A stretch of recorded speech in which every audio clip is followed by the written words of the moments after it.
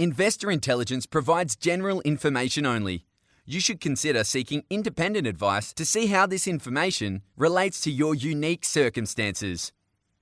Please refer to the terms and conditions available at investorintelligence.com.au for more.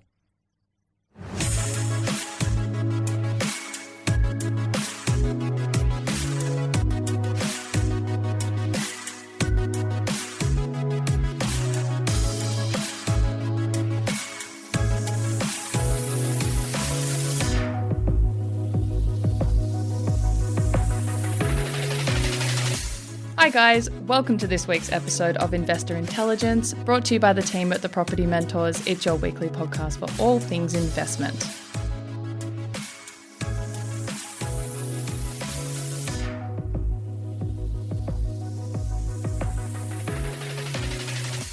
My name is Phoebe Sikowski-Wallace, and joining me all the way from his Airlie Beach home studio is our investment expert and go-to guy for frequently asked questions, Luke Harris. Hi, Luke. G'day, Phoebe. How are you? I'm very well, thank you. How's your day going? Very well, thanks. Nice and warm, nice and humid, although it looks like there's a thunderstorm coming, but they've been threatening that for a while, so it's meant to be the wet season up here at the moment. Lots of black clouds passing by, but not much of it dropping water on us, unfortunately. We do need some rain. So just the usual for us then? Well, exactly, except we're probably about twice the temperature up here than you've got in Melbourne on any given day. That's right.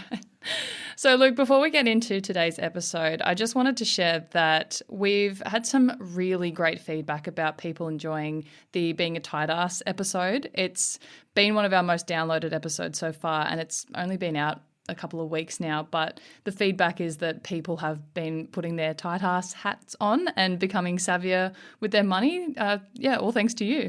Look, I think being a tight ass in these times is actually quite a wise move. I don't think that now's a good time in this economic environment to be splashing money around, especially money that you don't have.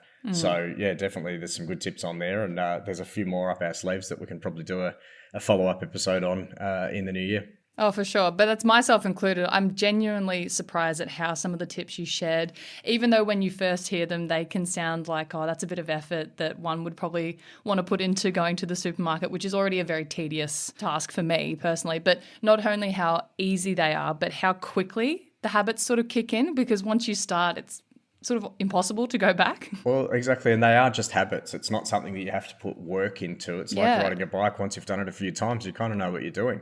You don't really forget how to do that. And I think being savvy with your money and understanding that it's your money and not someone else's, right?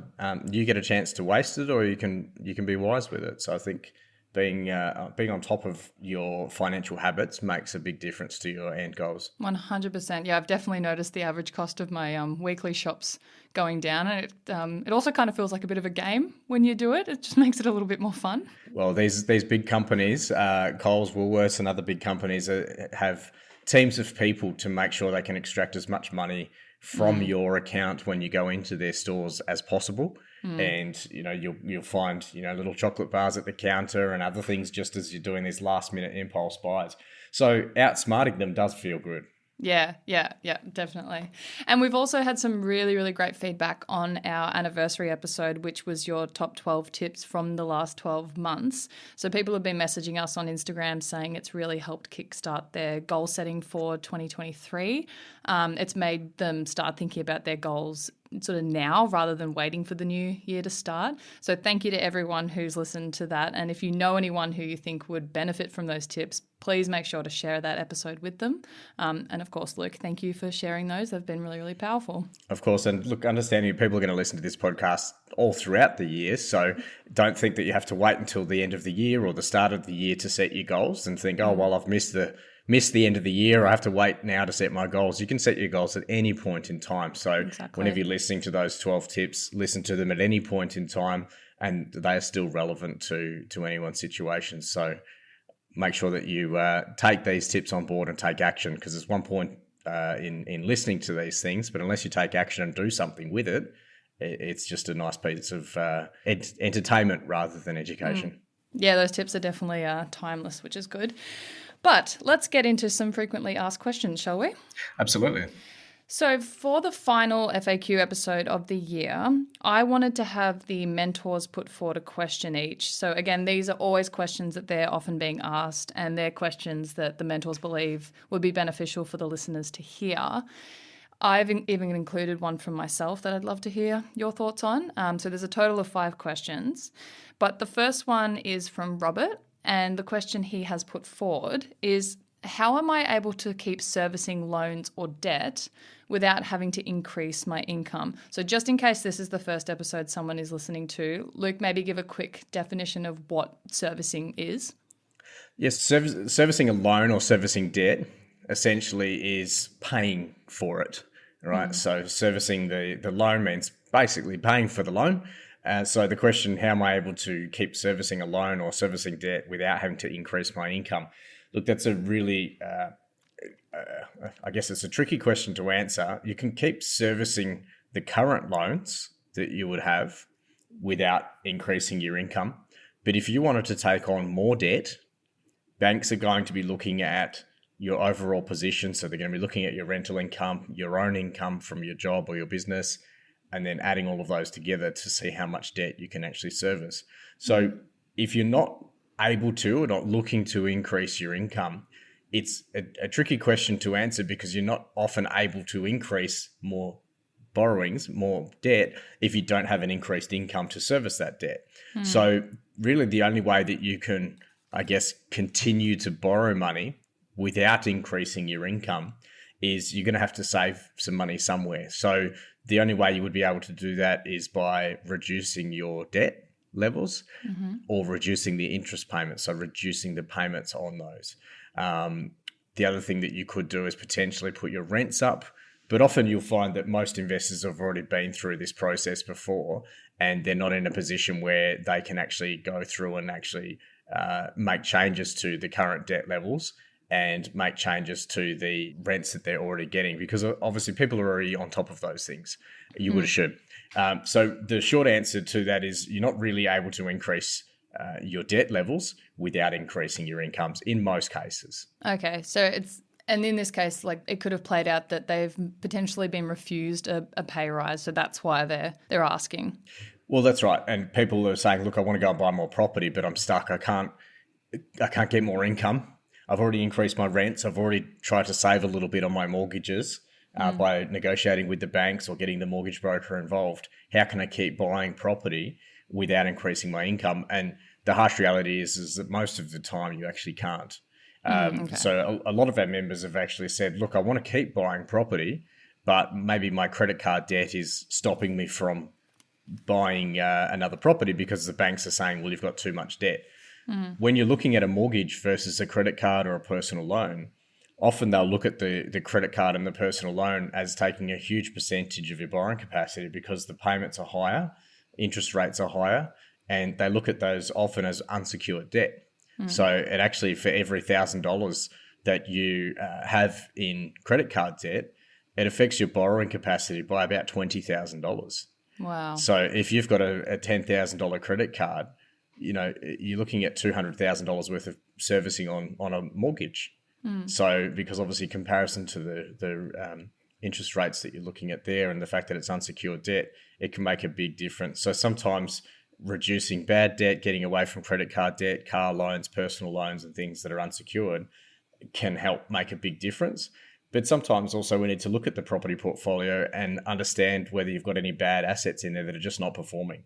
Often we talk with our members and potentially they bought a property 5 or 10 years ago, thought it was a good idea at the time and maybe didn't do the research that we do here at the Property Mentors, and they just secured a property for whatever reason it hasn't performed, and it may never perform. And sometimes quitting one of the older properties or underperforming properties in the portfolio can help you to service more debt by liquidating that property and replacing that with a better property.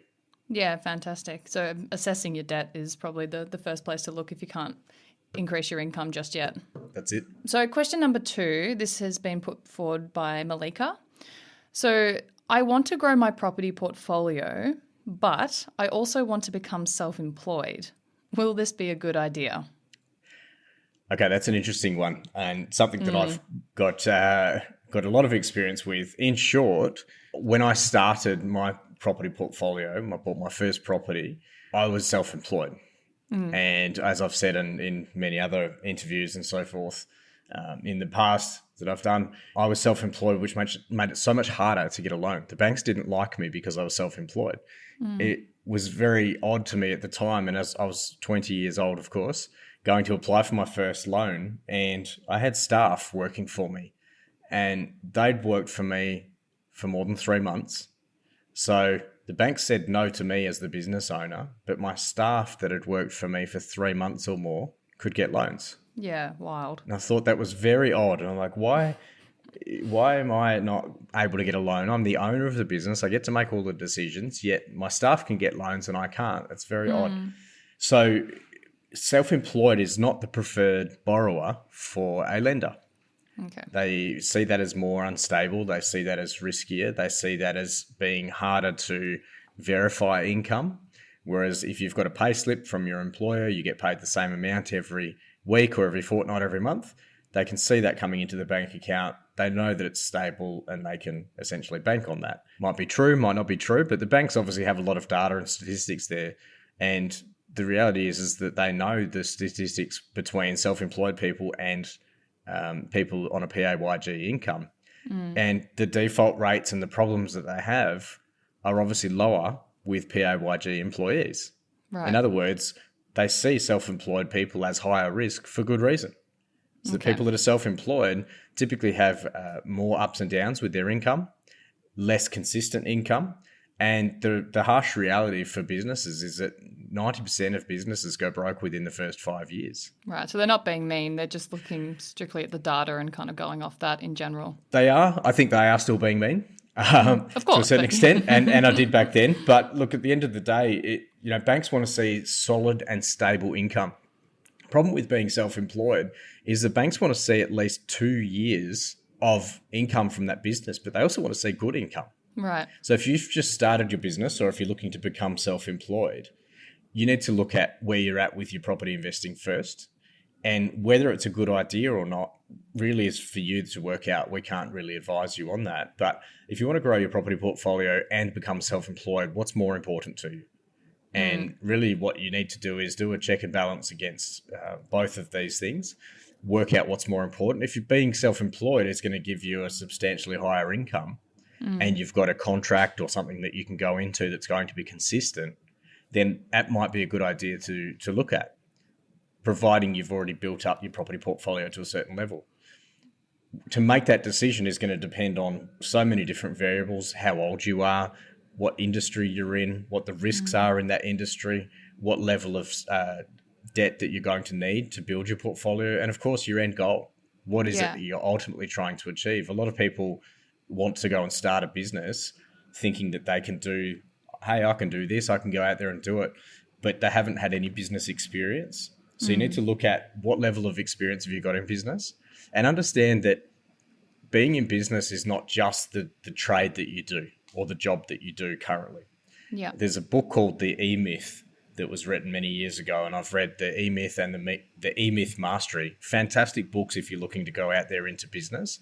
And what it does is it highlights the fact that a lot of business owners are essentially what they call technicians.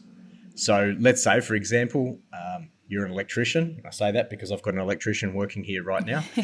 If you're an electrician, that's great. You might be good at running wires and connecting it all up and making sure that nothing catches fire. That's great if you're a good electrician. But a lot of people fail to understand that to be a good business owner, you need to understand accounting and bookkeeping.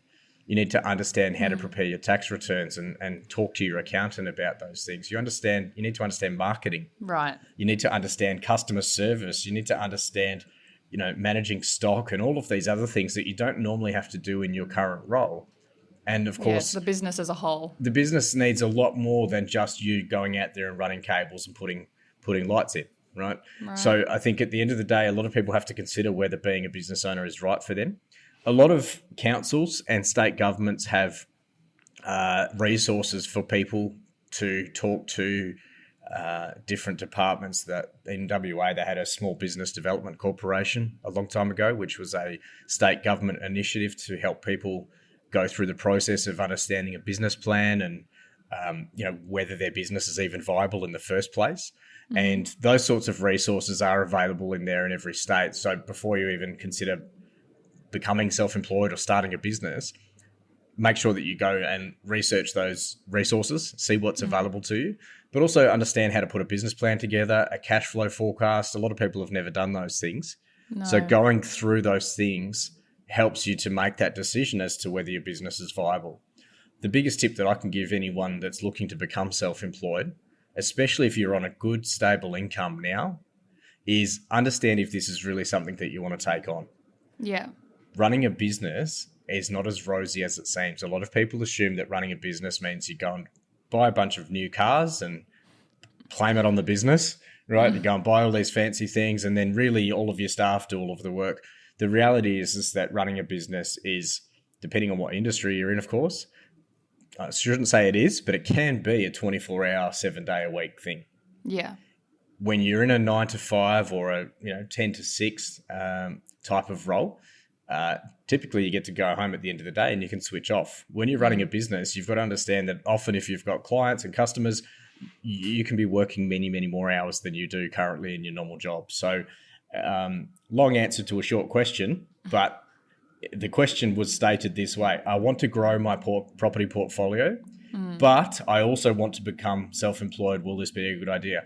So if the first priority there is to grow your property portfolio, make sure you're having a conversation with your mortgage broker to understand how that's going to affect your borrowing. Because like I said, they want to see 2 years of good income. And most people, when they're starting a business, the first 2 years are very slow. Mm-hmm. So often people don't start making what we call real money, which is usually what their previous salary was if they're in the same industry, until years 3, 4, or 5. Right, okay. So what we need to look at here is, will this be a good idea? Well, that depends.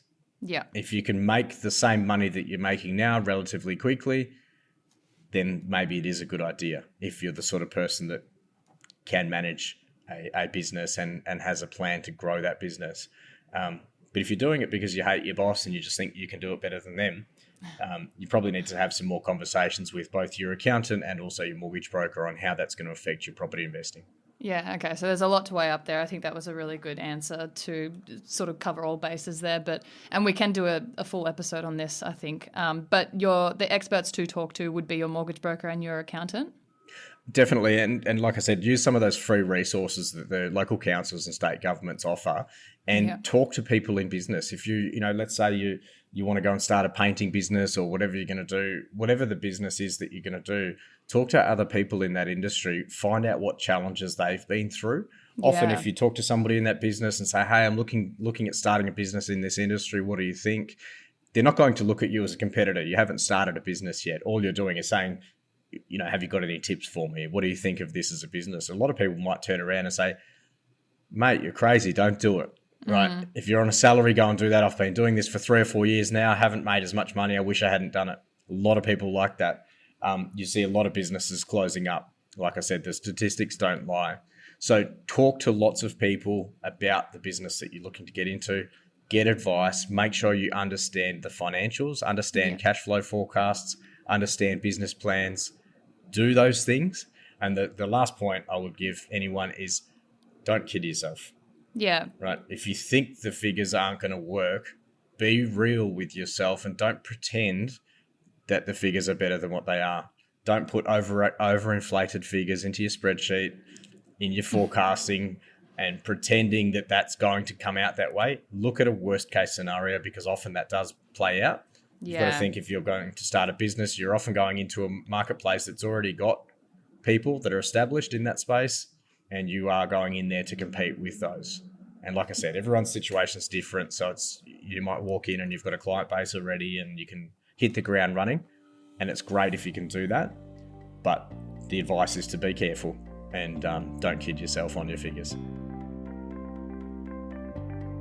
Have a burning question you want answered on an upcoming episode? Each month, we take questions from our listeners and put them to our resident expert, Luke Harris. With more than 2 decades of residential and commercial investment experience under his belt, Luke has seen the best and the worst of the property market. Visit investorintelligence.com.au/questions and ask us today. Okay, so question 3. This is from Stephen.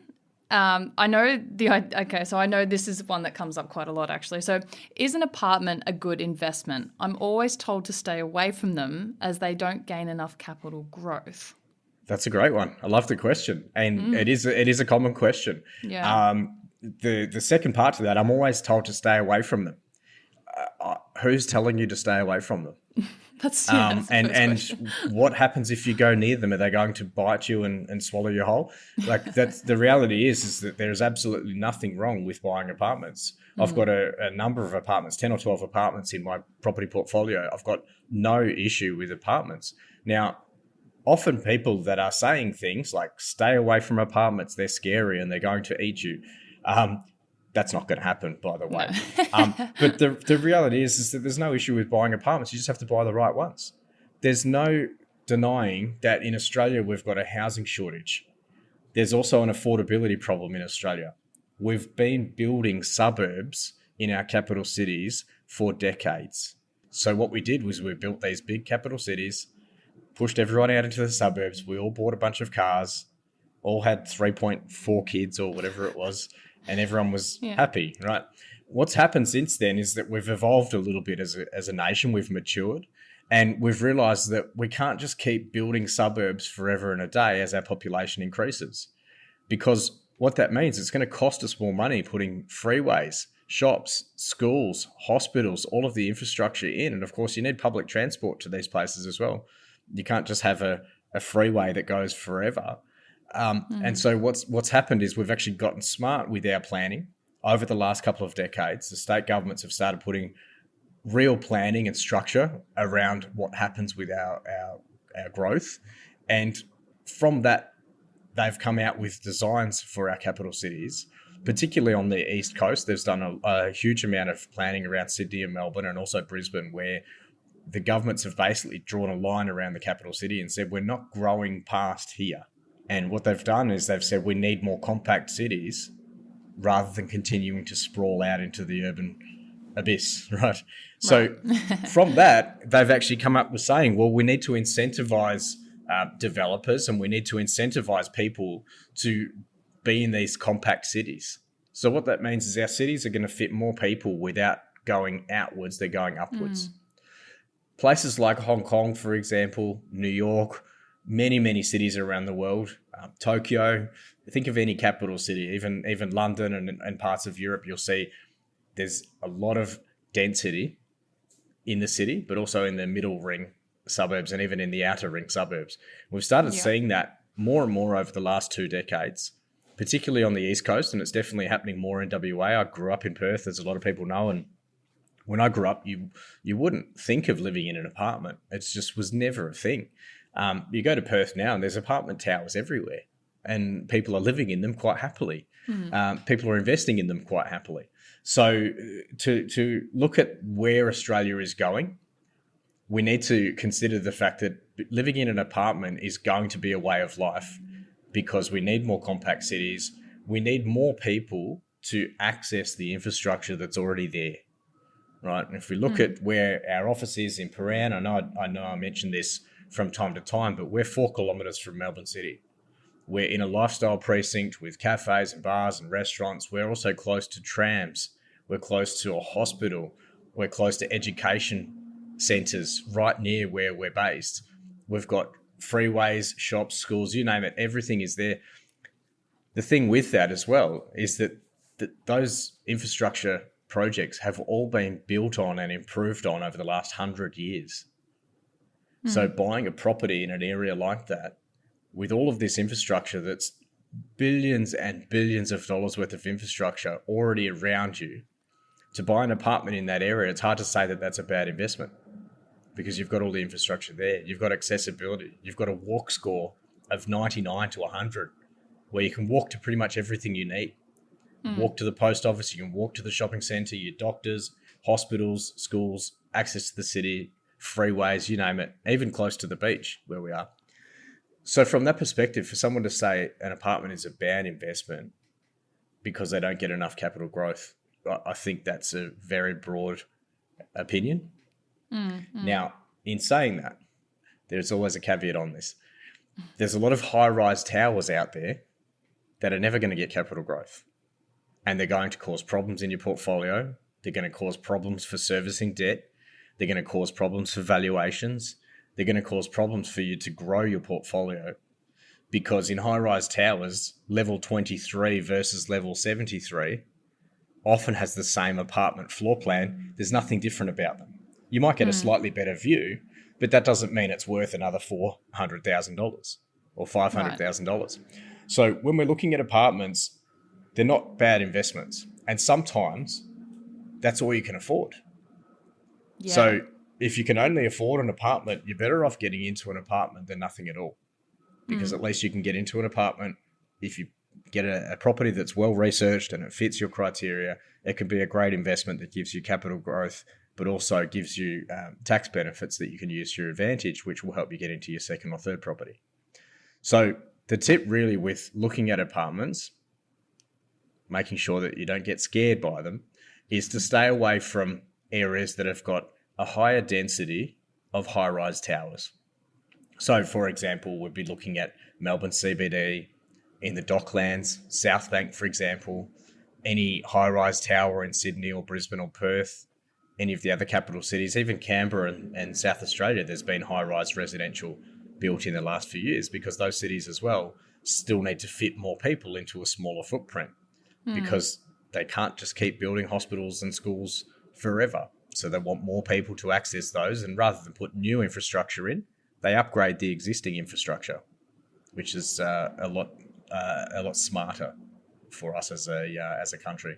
So there's no doubt, obviously, that apartments are in demand to rent. But where do you think that reluctance comes from of apartments? Like, do you think it's just because when people sort of imagine building a portfolio, maybe they tend to think of it full of houses that they would live in, and that wouldn't be an apartment, because an apartment isn't for everyone. It's not for everyone. I agree. I've personally lived in an apartment for the last 12 years until I've moved up to quite the opposite with acreage up in Ely Beach in the Whitsundays, which I love. And of course, when I come back to Melbourne and stay in the apartment, I love that as well, because I've got access to all the amenity and all of the lifestyle opportunities that it provides. But when you say it's not for everyone, it's also not forever. See, some people might live in an apartment for 5 or 10 years, but then they might have kids and then move out to a different area or get a townhouse or a house. Some people are happy to live in apartments forever. I've got friends that absolutely love the lifestyle that an apartment provides, because they don't have to spend their weekends cleaning the whole house. I know that for me, moving into a 7-bedroom house after many years in an apartment, there's a lot more cleaning to be done. Yeah, and some people don't like the idea of having to clean 3 or 4 bathrooms on the weekend. So these sort of things can make a big difference to your lifestyle. If you can live in an area that you want to live, often people will rent in an area that has all of the lifestyle amenity. And we use Paran as an example, as I said, where our office is located, because you've got all of that amenity right on your doorstep. And people will rent in those lifestyle precincts because, first of all, they don't want to buy there. Prices might be too high to buy and they can't afford to buy there, but they can afford to rent there because they've got access to all of those things. They can walk to everything. They often don't need a car or the expense of a car. Catch public transport everywhere. And of course, you spend most of your time living outside of the property. You're catching up with your friends in bars and restaurants and cafes. You don't need to hang out at your actual house. So there's definitely demand for that. The younger generation are understanding that from an affordability perspective, apartments make sense. But not everyone wants to live in a high-rise tower. So when we're looking at apartments, we need to look at boutique developments that are going to perform into the future. Often what we do here at the Property Mentors is we're looking for opportunities where we can get infill developments in established or existing suburbs that somebody's been able to consolidate some blocks together to put apartments up. And we're talking about boutique developments, which is typically less than 100 apartments. Boutique many years ago, boutique apartments was 40 to 50. Many years before that, a boutique apartment block was 10 to 20. Right. And I imagine a boutique block 30 years ago was 4 apartments. I own 6 apartments on one block in Perth, and they've almost doubled in value in the last 5 years. Wow. So again, to suggest that apartments are a bad investment, I just don't understand that. So where it's actually coming from is, to answer your question, I think a lot of people like myself have parents in this. My parents are in their 60s, and a lot of people, they didn't grow up with apartments. So often when I was growing up, I'm probably hearing things, don't buy an apartment, you should buy a house with land under it, right? And their friends were saying the same thing to them. Their family was saying the same things, and all the people they worked with were saying the same things. So people growing up now, people in their 20s, 30s, or even in their 40s, have been hearing that for decades. Don't buy an apartment, you need a house with some land under it. The reality is that that's just, I guess, essentially what they call as an old wives' tale, right? Whereas you hear people that you've just been passed around so many times, everyone just has this misconception, especially in the property investing world, where there's a lot of people trying to promote house and land, and you should definitely buy land in a new subdivision, and apartments are bad and they're scary and they're going to eat you and swallow you whole. You know, all of these, I guess, theories out there, not supported by fact or data, and certainly not taking into consideration your own personal circumstances. Now, there's a lot of our members that we work with that I would never recommend an apartment for. But plenty of our members have bought apartments, and they've succeeded by buying those properties and adding them to their portfolio because there's a specific purpose to add that property to the portfolio. And as you said before, apartments are usually a really good way to get your foot into the market in the first place, because they tend to be cheaper than, say, a house. Well, that's right. And the thing is that there's so many different properties out there. There's so many different suburbs. There's so many markets within markets. To suggest that there's a blanket rule that you shouldn't buy apartments is actually quite silly.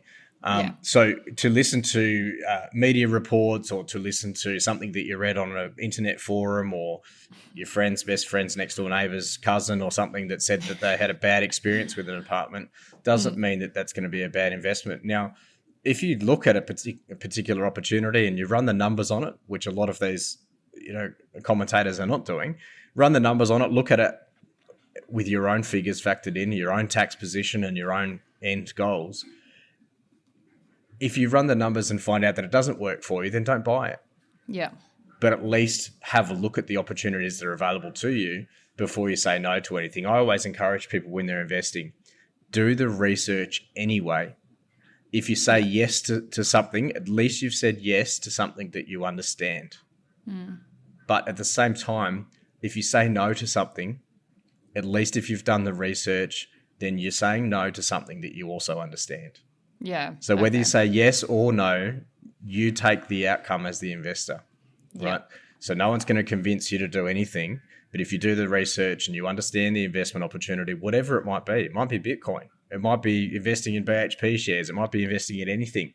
Whatever it is, if you do the research, you make the decision yes or no, you own that decision.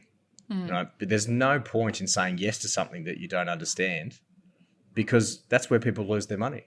Yeah. At the same time, why would you say no to something that you haven't properly researched and you don't understand properly? You could be missing out on an amazing opportunity that's going to help you to achieve your goals. It doesn't make sense to just follow the herd. Make sure you treat your investing like a business. Yeah, it does sound like there's an element as a blanket rule to the idea or suggestion or theory that apartments are bad investments. It just sounds a bit out of date. It is a bit out of date, and it does often stem from the fact that people say, no, you need to buy land because land goes up in value, right? And that's true. But do we want to buy a piece of rubbish, overvalued piece of land on the outer fringes of the world, right, because you want a larger piece of land? Or would you look at an area like Bondi Beach or St Kilda, for example, or in Brighton or Toorak, and get an apartment in one of those areas? Smaller land component, but it's better quality land. Quality versus quantity. So people need to put things into perspective. It's the quality of the land, but it's also what's on the land, right? I don't want a piece of land in Southbank or Docklands in Victoria that has 40,000 apartments built on it. No. Because the amount of land that I actually own in my purchase price is actually the size of a postage stamp. So again, it's looking at the right ratio between what's actually built on the land and the size of the land, the area the land's located in, and what's the growth potential. If we're buying into a suburb where predominantly that suburb is house and land, and there's only a small percentage of apartments, then the chances for capital growth are significantly increased. Whereas if you flip it around the other way, if 80% of the suburb is apartments, that's a red flag straight away. Right. Well, I think there's plenty in that answer for anyone who does have that concern. So thank you for that.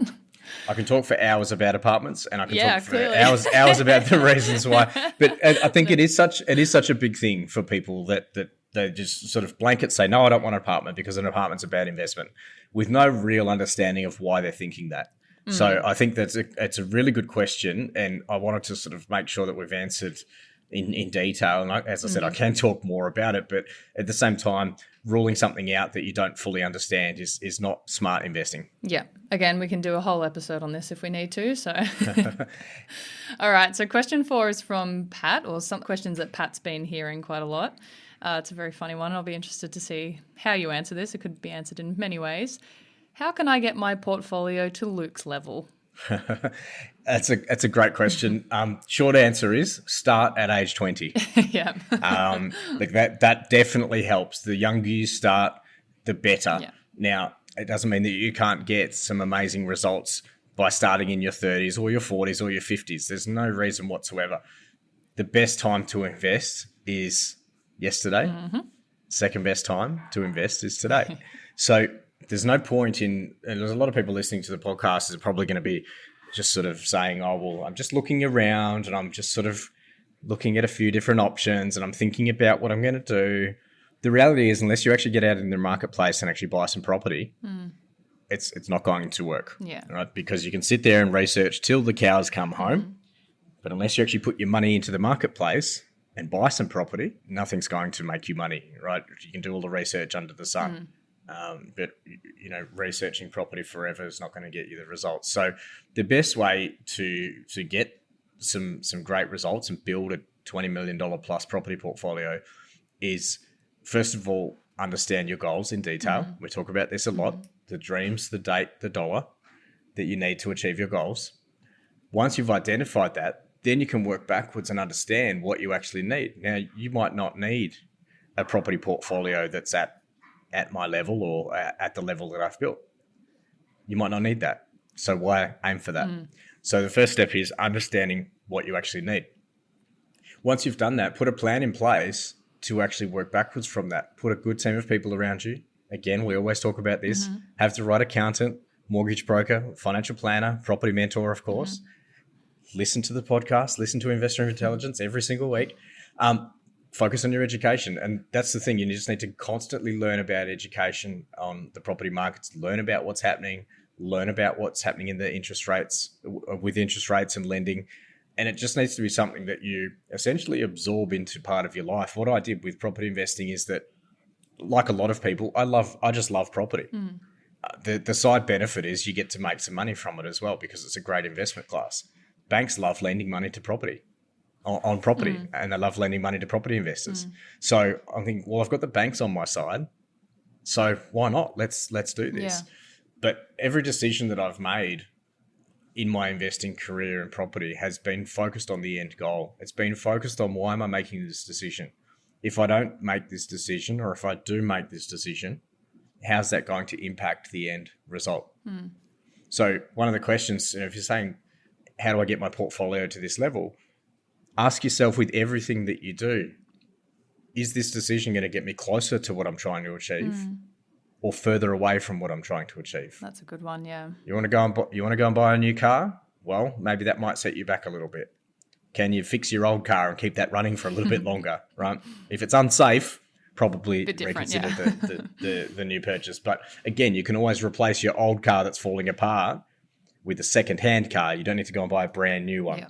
So these are some of the things that you need to do. Again, focus on the end goal and understand that it's not going to happen overnight. Yeah. People look at the results that I've achieved in my property investing career, and I'm 42 now, and I started when I was 20. That's 22 years. It's a long time. Yeah. And the reason it's become successful, and people look at me being, it's taken 22 years to become an overnight success, right? Very long time. But people look at that and think, well, it's taken a long time. How can I do it faster? The reality is that we are relying on external factors here. We're relying on capital growth. We're relying on, money markets and banks and lending. And so a lot of this is actually out of your control. But because I've made good decisions along the way and I've taken a very slow and steady approach, the way that I've built my property portfolio and the way that I teach others to build their portfolio is that slow and steady does win the race. Yeah. And that you need patience. I'm one of the most patient people out there. And I've had to teach myself how to be patient. Very, very difficult for someone with my personality type. But I understand that I'm not going to be a multimillionaire overnight. This is not something that is a get-rich-quick scheme. Yeah. Because you've read, I'm sure everyone listening to the call, you've heard stories about people that have gone bust in get-rich-quick schemes, or they've done something super risky and they've lost their money. I've never been in a situation where that's happened to me because I'm very cautious with my approach and very careful and considered to make sure that every property that I buy adds value to my portfolio as a whole. And this is why a lot of people will focus too much on the wrong things. And this is something that I've had to learn myself, is that looking at the wrong things can cost you dearly. Yeah.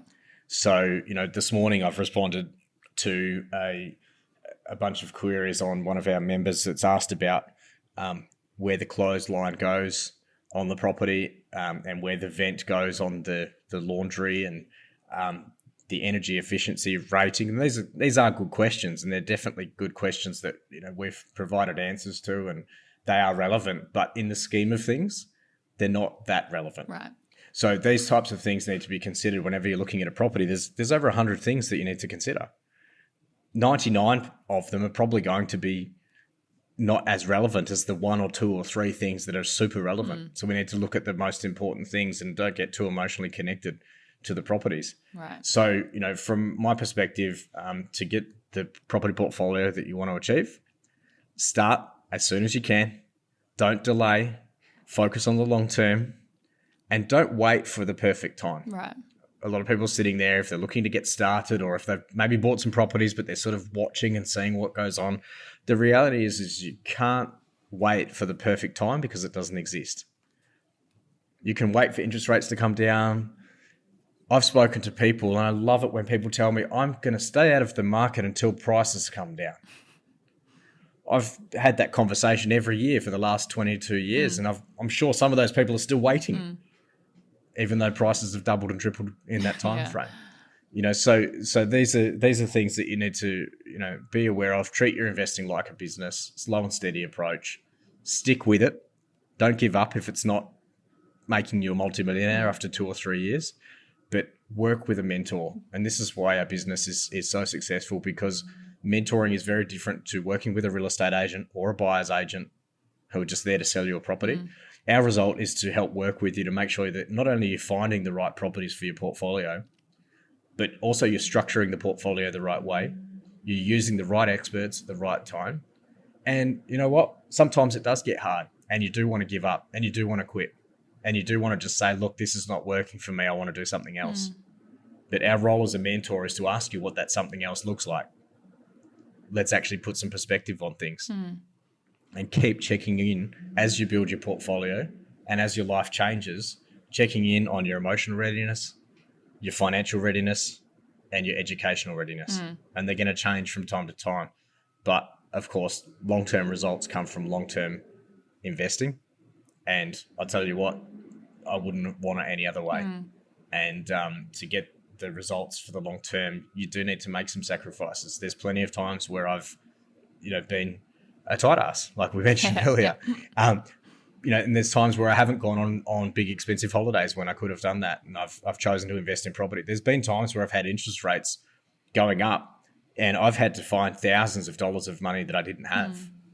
In my 20s, I didn't have the structure and the process that I go through now, and it was tough. And I really thought about selling some properties and maybe not getting out of investing, but maybe just winding things down. Maybe I should just have 2 or 3 properties instead.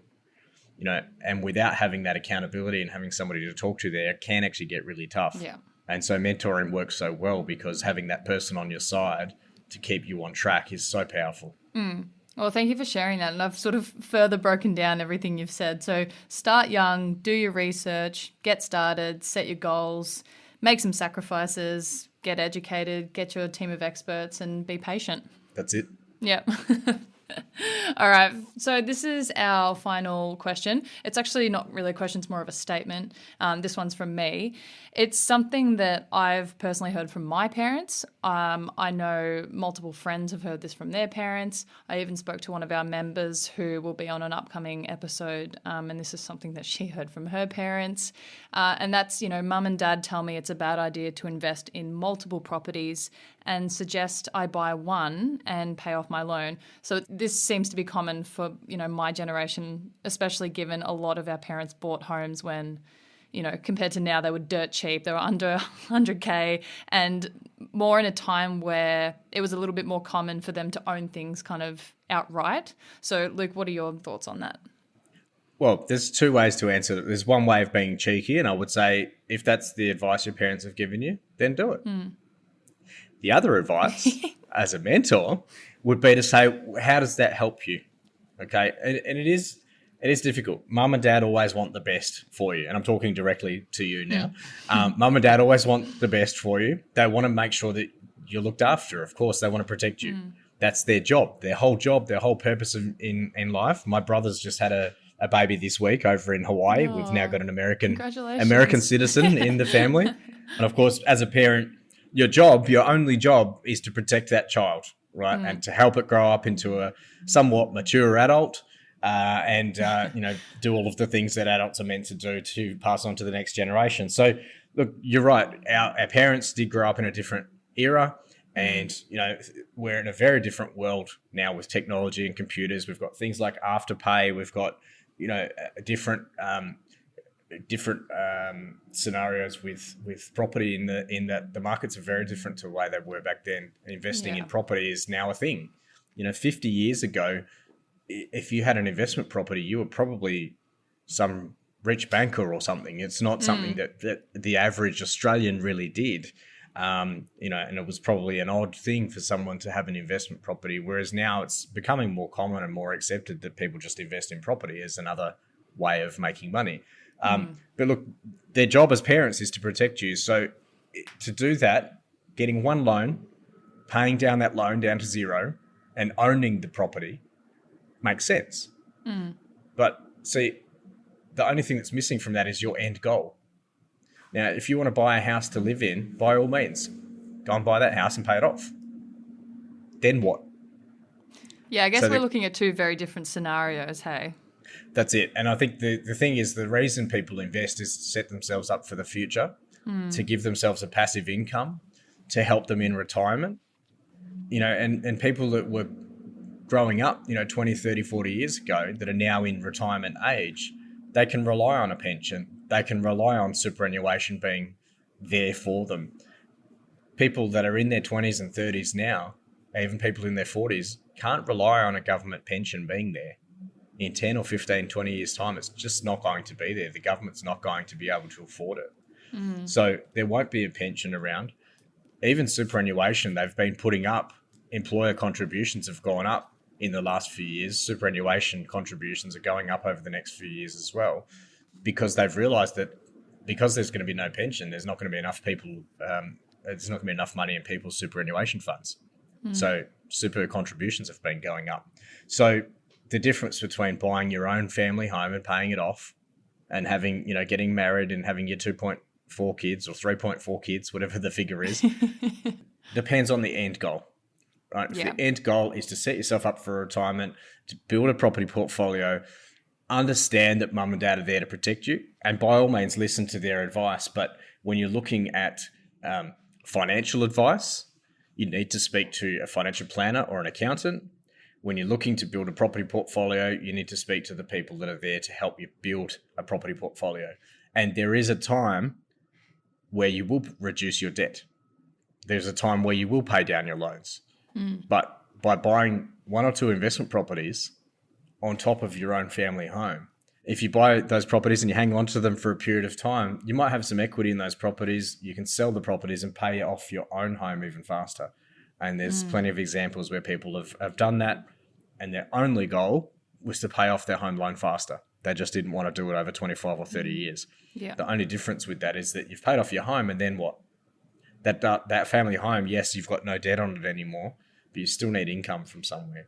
So the reason I've continued to build my property portfolio, yes, I want my own home or my own homes to be paid off, but I also want income.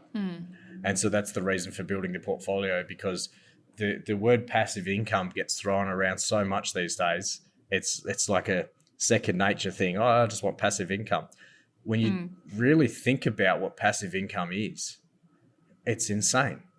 It really is a powerful thing. You imagine having $100,000 a year coming in every single year for the rest of your life. Wild. That's insane. Yeah, yeah. So to put in the effort to generate that, I don't think there's anything else better than having a passive income, because you can always improve on that. Right? But as we think about our retirement and as we think about getting older, we've got to ask these questions. Is healthcare getting cheaper or more expensive? More expensive. Is the cost of living getting cheaper or more expensive? Oh, yeah, more expensive. Food and grocery prices all getting more expensive, right? Insurance is getting more expensive as the climate changes, right? Insurance on your car, there's going to be more hailstorms, there's going to be more thunderstorms and cyclones. All of these things are increasing our costs, not decreasing them. So the way I look at this, and obviously mum and dads are in different situations. My parents, have done some great things with their investing in the second half of their life. Obviously, once their eldest son Luke forced them into investing in property, and they did go and buy some properties. They've now both retired, and they're about to go to Antarctica and South America in the next week or two. They're going to have an amazing time doing that. Hopefully they bring something warm. But at the end of the day, everyone's situation is different. But I'd hate to think that I get to retirement age and have no income. The scary thought is that we get to retirement age and we don't have any income. Or, like a lot of people, have to go back to work in their 70s because they've run out of money. That actually really scares me. And when people actually think about what their retirement is currently looking like, do some figures on how much you've got in your superannuation, how much you've got in your savings. Do some forecasting. Very easy to do. How much money you're going to have when you get to retirement age. More often than not, I should say, it's very scary. Because if you retire at 65 or 67 years old and your money only lasts 10 years, what if you live longer? Then what do you do? What do you do in your 70s or 80s when you've run out of money? This is a horrible way that we've set up our society, and some of the best years of your life when you've retired, you don't have to work anymore. You've maybe got a young, kids with grandkids, and you've got no money. And you've seen people like that through your networks, no doubt, friends and family. I would hate to get to retirement age and realize I didn't have enough money. And this is why we're so passionate about investing in property. First of all, it works. Yeah. There's no doubt that long-term investing in property works. The scary thing is, though, that if you don't invest in property and you don't set yourself up right now, no one's going to do it for you. And thinking of retirement in your 70s or 80s and have to worry about where your money's coming from, not being able to get the best healthcare, not being able to eat the food that you want, travel where you want, that's scary. And, that should be enough of a driver for most people to think about putting some structure around their investing and go get it. We're in a really, really good country for investing, and we've got a stable economy. We've got jobs here, low unemployment, relatively normal interest rates. We're not talking, yes, they've gone up, but if we compare to other parts of the world, we're still in a pretty fair economic environment, and we're one of the wealthiest countries in the world per capita. Why would we not take every day as an opportunity to build wealth for the future? Yeah. No, thank you for answering that. Mum and dad, they mean well, but I guess we're looking at two very different situations, but thank you for sort of breaking that down. I'll definitely be sharing this episode with the friends who have heard the same things. But I think the bottom line of that is just figure out what your goals are, what your end goals are, because both will give you completely different outcomes. Think about your end goals, but really have a bit of quiet time and spend 5 minutes thinking about what your retirement's going to look like. Yeah. And it doesn't matter what age you are, whether you're in your 20s now, or your 40s or 50s, or you're about to retire in 12 months' time. Think about what your retirement looks like and can you improve that? Most people in this country don't worry about their superannuation. They don't think about it. They don't take any steps to improve it. And they just kind of float through life hoping that it all works out. Yeah, and look, so far away. A lot of people are happy to do that. But see, the end of the day is that it doesn't take much to actually do a little bit of research and understand finances. Some people say, oh, it's all too hard. My accountant does that. My financial planner does that.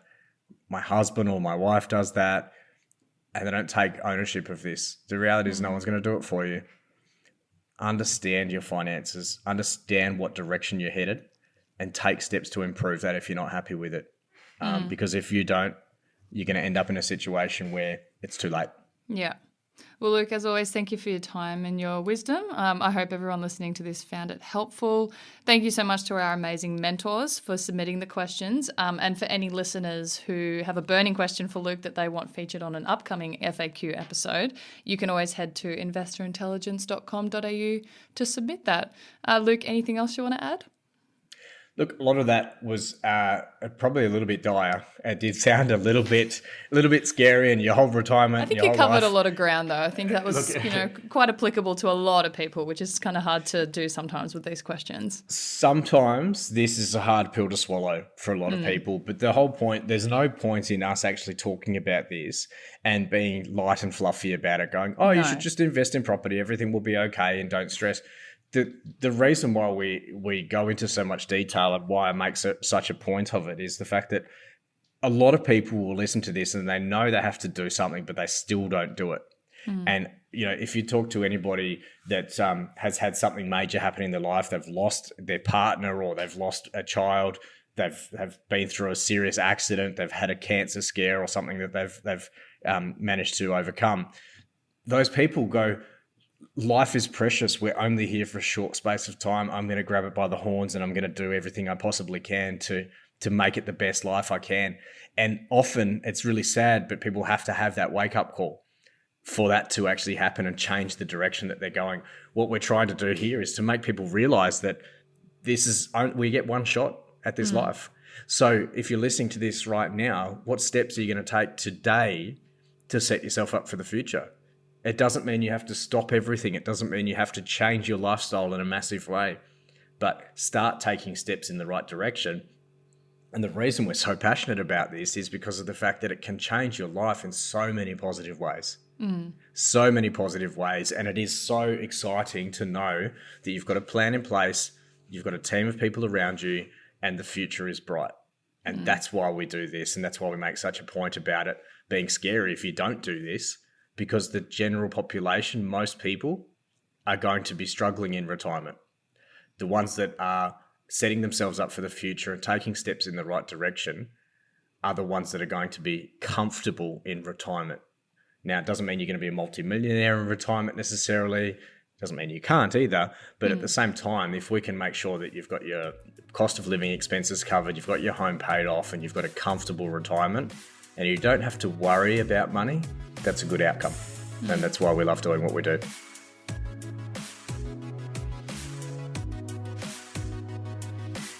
If you found this episode or any of our episodes helpful, please make sure to share and leave a rating to help us reach more people on their investing journeys. And of course, subscribe to be notified when new episodes drop.